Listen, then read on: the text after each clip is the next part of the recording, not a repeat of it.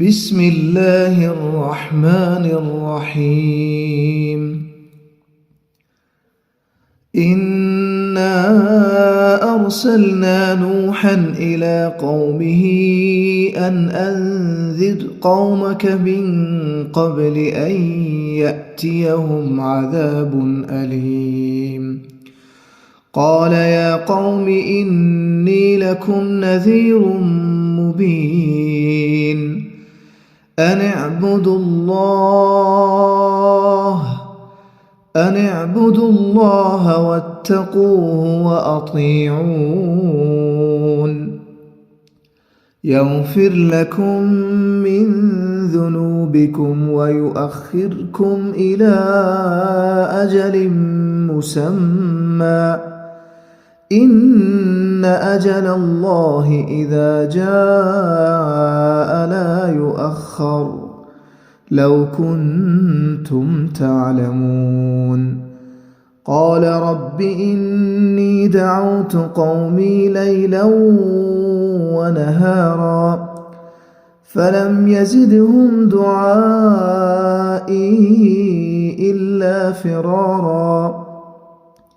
وإني كلما دعوتهم لتغفر لهم جعلوا أصابعهم في آذانهم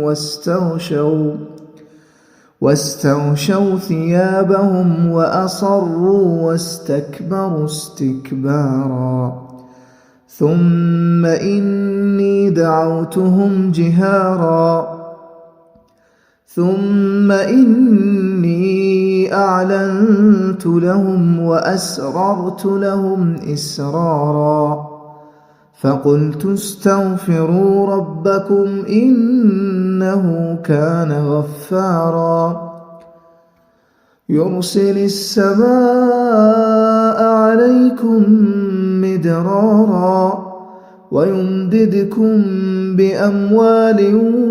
وبنين ويجعل لكم جنات ويجعل لكم أنهارا ما لكم لا ترجون لله وقارا وقد خلقكم أطوارا ألم تروا كيف خلق الله 7 سماوات طباقا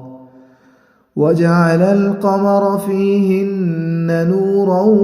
وجعل الشمس سراجا والله أنبتكم من الأرض نباتا ثم يعيدكم فيها ويخرجكم إخراجا والله جعل لكم الأرض بساطا لتسلكوا منها سبلا فجاجا قال نوح رب إنهم عصوني واتبعوا من لم يزده ماله وولده إلا خسارا ومكروا مكرا كبارا وقالوا لا تذرن آلهتكم ولا تذرن ودا ولا سواعا ولا يغوث ويعوق ونسرا وقد أضلوا كثيرا ولا تزد الظالمين إلا ضلالا مما خطيئاتهم أغرقوا فأدخلوا نارا فلم يجدوا لهم من دون الله أنصارا وقال نوح رب لا تذر على الأرض من الكافرين ديارا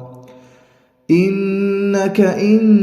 تذرهم يضلوا عبادك ولا يلدوا إلا فاجرا كفارا